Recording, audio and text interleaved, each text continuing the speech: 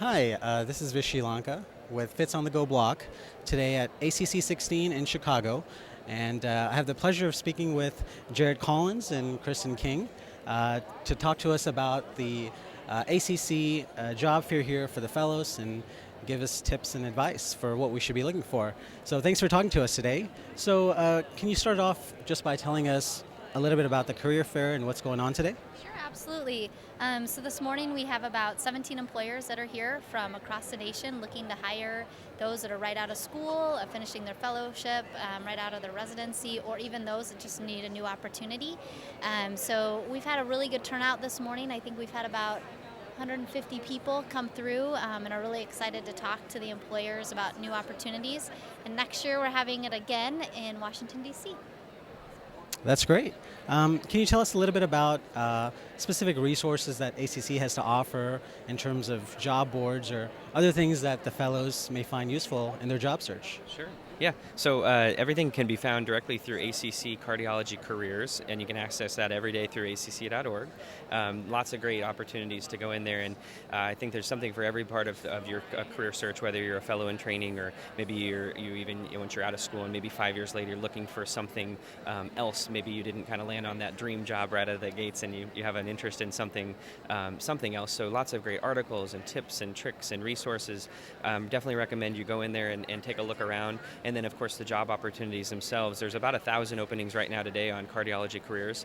Everything's segmented into specialties, so you can kind of easily search for exactly what you're looking for, whether that be non-invasive or invasive or heart failure. And I think that the best tip I would give would be to go in and actually set up a job alert and let it do the work. That way you don't have to remember to come to the Career Center every day, and you can have it be emailed to you into your email. Well, that's fantastic. Speaking about tips, like you said, what 3 tips would you say you have for fellows that are beginning this process who really want to thrive and find that perfect job for them? Yeah, I think it starts with those resources. The first one, definitely go out and actually take a look at all the articles and tips that we've kind of prepared for you to help you.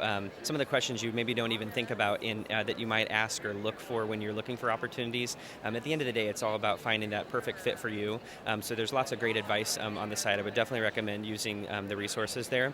The second piece is start looking today. It's never too soon, and the good job opportunities, they go fast. They don't sit out there forever. So keep an eye on the job board and definitely start looking. And then third one is those job alerts. I think end of the day we're all busy and it takes time to go out and search a job board to take a look at openings. Let Cardiology Careers do that for you. Take a minute to go out and set up an alert that tells you exactly what you're looking for in the locations of the country and set that up so that it'll be emailed to you on a daily basis. Perfect.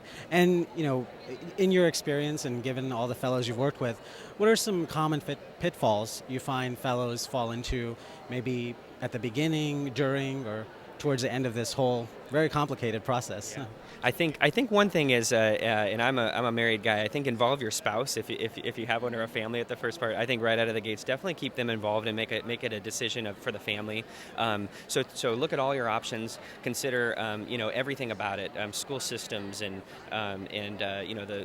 what's going on in that area. And does it seem like a good fit for you? I think that pitfall. Typically, I hear a lot of folks that'll come out of school, pick their first job, and then 3 to 5 years later say, "Oh gosh, that's not exactly what I thought it would be." So do your research very early, and in fact, I would say definitely lean on the recruiters or whoever it is that you're working with or looking for advice from within the hospital or hospital system or cardiology group that you're looking at, and ask them those questions. Really dig in and find out the housing market and learn about the school systems and really get to know the area if you're making a move or not familiar with that area, and start early to find that out, and hopefully you can maybe avoid that pitfall of needing to make a career change 3 to 5 years out of school.